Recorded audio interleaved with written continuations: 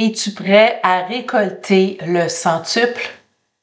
Bonjour, ici Marlène Leblanc pour les Sentinelles de prière et l'évangélisation de rue. Alors, bienvenue à toi. Une exhortation ce matin, c'est vraiment extraordinaire. Ce que je viens de trouver, c'est que dans la Genèse, au chapitre 26, verset 12, alors il est écrit dans l'Ancien Testament, Genèse 26, 12, Isaac semait dans ce pays, et il recueillit cette année le centuple, car l'Éternel le bénit. Cet homme devint riche et il alla s'enrichissant de plus en plus jusqu'à ce qu'il devienne fort riche. Il y a un ombrage dans le tableau. Il vit de la persécution. Les Philistins se lèvent et il vient remplir les puits pour l'empêcher d'avoir cette abondance, d'avoir cette eau vive et tout et tout. Et d'ailleurs, c'est là que Jésus a rencontré la Samaritaine dans Jean au chapitre 4, qui est une histoire extraordinaire si tu la connais pas et que tu veux aller le lire, qui lui parle des fleuves d'eau vive. Mais ce matin, mon exhortation est surtout dans « Tu vas recevoir le centuple, si tu sèmes, tu vas récolter ». Puis je peux te donner deux autres versets dans le Nouveau Testament, où ce qui est écrit justement dans Marc au chapitre 10, 29 d'abord, Marc 10, 29, Jésus répondit, je vous le dis en vérité, il n'est personne qui, ayant quitté à cause de moi et à cause de la bonne nouvelle, sa maison, ses frères, ses sœurs, sa mère, son père, ses enfants, ses terres, ne reçoivent au centuple. Présentement, dans ce siècle-ci, des maisons, des frères, des sœurs, des mères, c'est ça le royaume de Dieu, c'est l'abondance, des terres.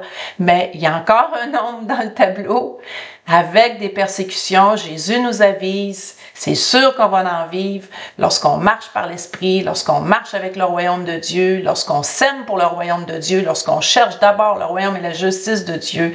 Malheureusement, les persécutions viennent aussi dans ce siècle-ci et la vie éternelle. Donc, c'est des promesses pour ce siècle-ci. C'est pas juste des promesses quand on va arriver au ciel. La Bible dit aussi qu'on se moque pas de Dieu dans Galates. Je me souviens plus si c'est le chapitre 5, pardonnez-moi, mais ça dit, on se moque pas de Dieu. Ce qu'un homme va semer, il va le récolter. La question ce matin, es-tu prêt à recevoir tes récoltes? Et qu'est-ce que nous semons comme deuxième question? Est-ce que nous semons de la religiosité? Est-ce que nous semons des chicanes, des discordes, des disputes, des questions oisives? Ou nous semons la paix, l'amour, la joie? Est-ce que nous semons autour de nous la parole de Dieu? Parce que Jésus nous le dit dans Marc 10, 29, si t'abandonnes à cause de la bonne nouvelle, tu vas récolter.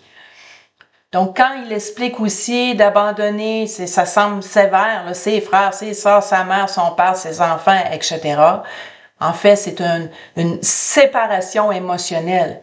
Dans dire que maintenant, dans ma vie, celui que je sers en premier, c'est Jésus. Peu importe si ma mère, mon mari, mes frères pensent différemment selon la parole de Dieu, parce qu'ils ne sont pas encore dans le royaume, eh bien, je continue à servir Christ. Je continue à faire les œuvres de Christ comme il nous a demandé à faire. Et je t'encourage ce matin. Tu es une personne ça fait longtemps qu'il sème. Ça peut être dans la prière, ça peut être justement dans l'action, dans l'évangélisation autour de toi.